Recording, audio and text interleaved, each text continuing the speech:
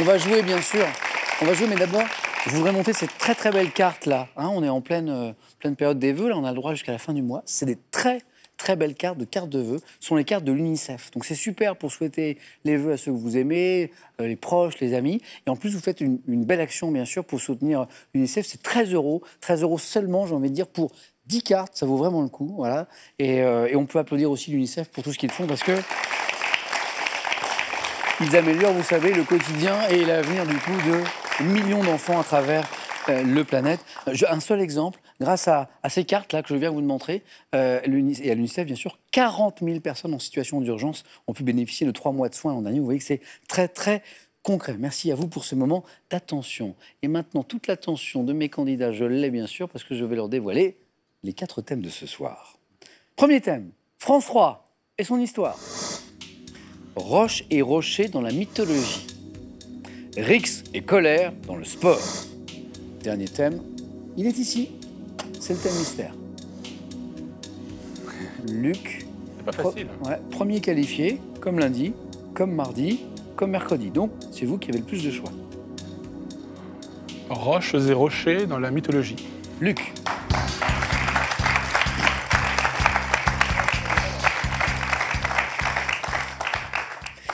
Elle est bien cette habitude que vous avez conservée là. Oui, c'est je bien. peux pas m'en plaindre. Oui. Alors ça laisse. C'est vous qui avez le plus de choix. Mais la difficulté du premier qualifié, c'est lui qui a le moins de temps pour réfléchir au thème et de se projeter, de réfléchir aux éventuelles réponses. D'anticiper les réponses. Vincent, Philippe, vous avez compris le petit message que je suis en train de vous envoyer là. Hein. Il faut commencer à réfléchir au thème, bien sûr. Le truc affreux, c'est imaginons Vincent se focalise sur un thème, il imagine toutes les réponses, ou Philippe. Et puis Vincent lui pique. Affreux, ça. Je vous laisse réfléchir, les amis. Luc, professeur des écoles? Oui. C'est une vocation? Ah oui, tout à fait. Oui. Comme toujours, l'enseignement. Il y a longtemps que je voulais le faire, oui. En général, ouais. Oui. Et on n'a pas salué vos collègues et puis vos élèves, on peut peut-être leur faire Non, un en petit ce coucou. moment, je suis en congé de formation, donc je prépare les concours. Ah, d'accord. Je n'ai pas vu mes élèves depuis le mois de juillet. Oui. Voilà. Bah, restez avec nous encore très longtemps. Ça sera avec plaisir. Luc, roche et rocher dans la mythologie. Je prends les questions. Êtes-vous prêts? Autant que faire se peut. Top. Quelles créatures, mi-femme, mi-oiseau, font échouer les marins sur les récifs en les attirant par... Sous quel nom imagé connaît-on les rochers situés à l'entrée de l'actuel détroit de Gibraltar qui auraient été élevés par un demi-dieu à l'entrée de Gibraltar? Les colonnes d'Hercule. 16 ans. À 16 ans, quel héros parvient à soulever sans effort apparent le rocher sous lequel son père Égée a laissé son épée et ses sandales? 16 ans, héros. Thésée. Dans la mythologie grecque, quelle fille de Céphée et de Cassiopée est attachée nue à un rocher face à la mer pour être livrée à un monstre? Andromède. Luc, super.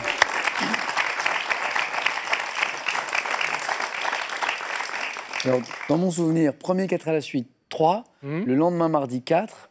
Hier, 3. Je vois... Ouh, ça suit. Et 4 encore aujourd'hui. C'est ça. Félicitations, Luc. Merci, 4 à la Samuel. suite. Bravo. Merci. Le score maximum. Les sirènes. Les colonnes d'Hercule. Thésée, Andromède. Et Luc, il est à la fois très souriant, très détendu, et en même temps extrêmement concentré. C'est le cocktail parfait. Luc, félicitations. Merci. Vincent. Allez, on vise le même objectif. 4 à la suite avec l'un de ces thèmes. Pour vous, France 3 et son histoire. Rix et colère dans le sport. Thème mystère. Je vais tenter Rix et colère dans le sport. Vincent, venez.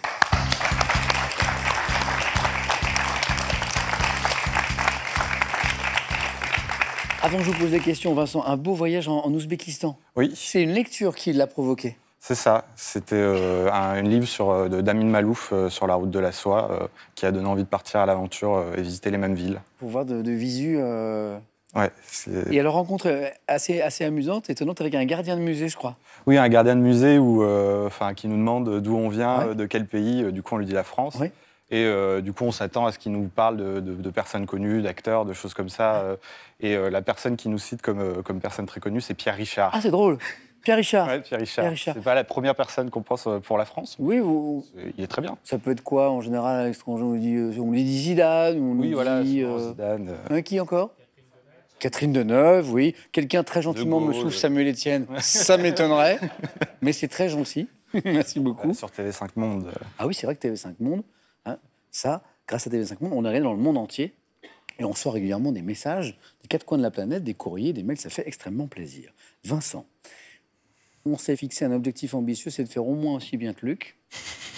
Au moins, avec ce thème, Rix et colère dans le sport. Vincent, êtes-vous prêt? Oui. Top, quel joueur de tennis américain? John McEnroe. Oui. Lors de la finale de l'US Open 2018, quelle joueuse de tennis reçoit un jeu de pénalité après avoir cassé Williams. sa raquette Serena en Williams. 2014? De quel grand tour cycliste les coureurs Brambilla et Rovni fut-il exclus après s'être battus sur leur vélo lors d'une étape? Le Giro, Tour d'Italie. 2011, quel athlète français s'est battu avec Mehdi Bala à l'issue du 1500 mètres? Mekissi. En 95, sur un coup de colère consécutif aux insultes d'un spectateur, quel footballeur français de Manchester lui adressa un coup de pied? Cantona. Lors du mondial de foot 98 à la mi-temps de France-Croatie, quel sélectionneur très remonté dit à ses joueurs: vous avez Jacquier. peur de quoi? À la suite de son élimination en quart de finale des Jeux de 2012 sur décision arbitrale, quel boxeur français exprima son écœurement et sa colère? Je l'entends? Non. Vastine, 3 beaux points. Hein? Belle connaissance, belle culture sportive, enfin. Ça va. C'est l'un de vos points forts? Oui. Vous pratiquez un peu? Un petit peu. Un peu de course à un moment. Ouais, un peu de Maintenant, course. natation. Natation, très bien.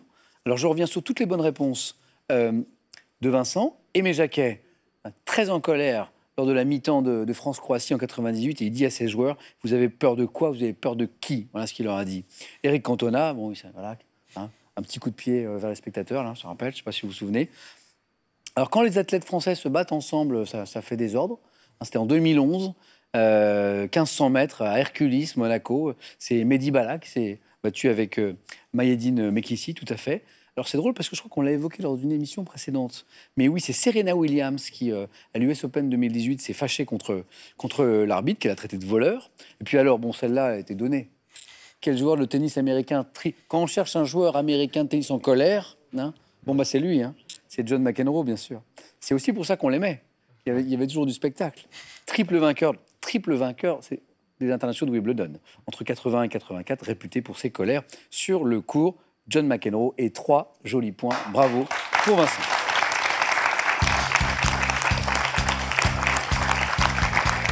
Bravo, merci. Ah oui, je crois que j'en ai oublié une. En fait, la seule qui a manqué finalement à Vincent, hein, à part Vatine, le boxeur. Luc, Philippe, en 2014, de quel grand tour cycliste? Donc, c'était pas le Giro. Oui, le Giro. Ouais. Les coureurs Brambilla et Rovni ont-ils été exclus après s'être battus sur leur vélo? La Vuelta, peut-être? C'est la Vuelta. Ouais. C'est le Tour d'Espagne. Bravo, exactement. 4 pour Luc, 3 pour Vincent. Philippe, Un grand tour cycliste. Oui, c'est l'un de ça. ces deux thèmes est pour vous. France 3, notre chaîne et son histoire, ou le thème mystère. Je crois que je vais prendre le thème mystère. Ok.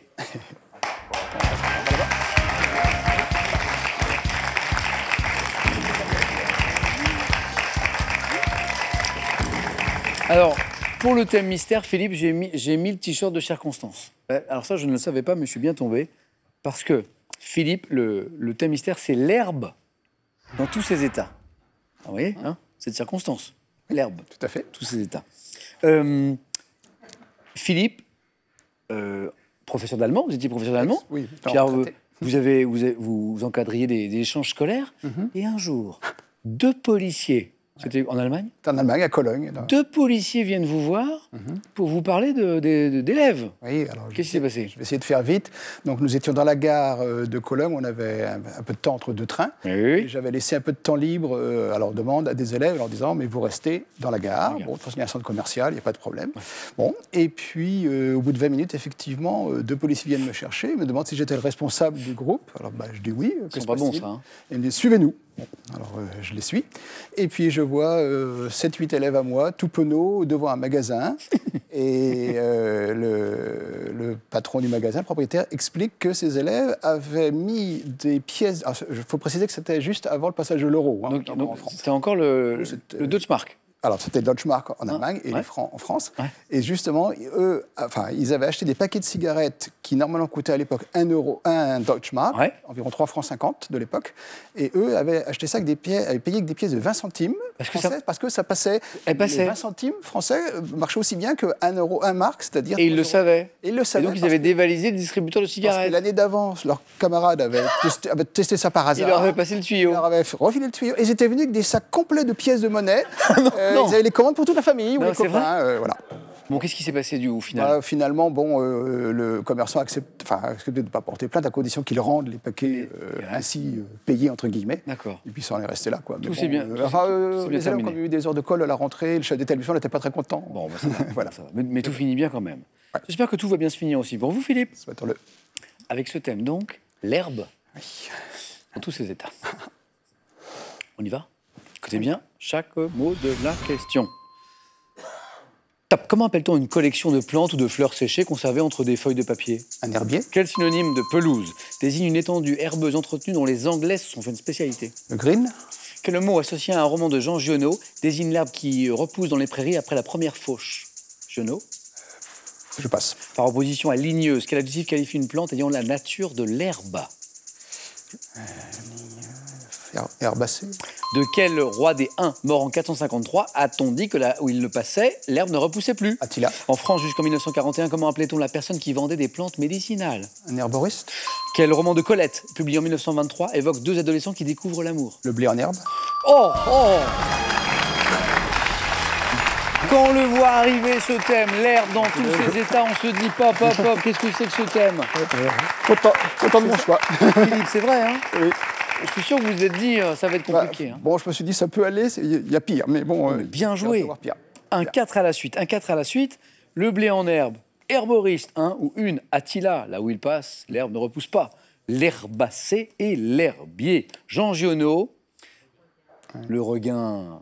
Quel mot associé à un roman de Jean Giono désigne l'herbe qui repousse dans les prairies après la première fauche? Regain. Le roman, c'est regain. Et puis, ce synonyme de pelouse qui désigne une étendue herbeuse entretenue, dont les Anglais se sont fait une spécialité. Les Anglais sont les rois du Gazon. gazon. Oui. Du gazon. Philippe, vous êtes qualifié. Félicitations.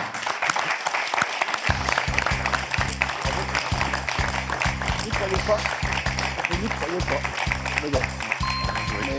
Vincent, je dis pas ça pour vous consoler, mais 3 points en général, c'est quasi synonyme de qualification. Mais là, Je suis tombé compte plus allez, fortement. quand tout le monde signe des 4 à la suite de partout. Vincent, bon retour, pas très loin à Paris. Non. J'espère à très bientôt. Demain. Et ce cadeau est pour vous. Easy Clean vous offre le robot laveur Easy Clean. Incroyablement polyvalent, il nettoie toutes vos surfaces planes, verticales, horizontales et même inclinées. Vous vous posez tout un tas de questions sur votre animal préféré, de son intelligence à ses jeux favoris, en passant par les particularités de sa race. Avec ses livres, découvrez tous les secrets du meilleur ami de l'homme. Avant le face-à-face, un beau face-à-face qui s'annonce. Vous jouez pour 50 000 € avec cette question que je vous rappelle. Quelle est la couleur dominante du billet de 20 €? Deux possibilités, 1 bleu, 2 rouge. La bonne réponse au 32 43. Pour le téléphone, par SMS, 1 ou 2 au 7 10 20. Tirage au sort parmi les bonnes réponses. Qui sera sacré ce soir? Un indice, il vient de signer un 4 à la suite. Tout de suite sur France 3.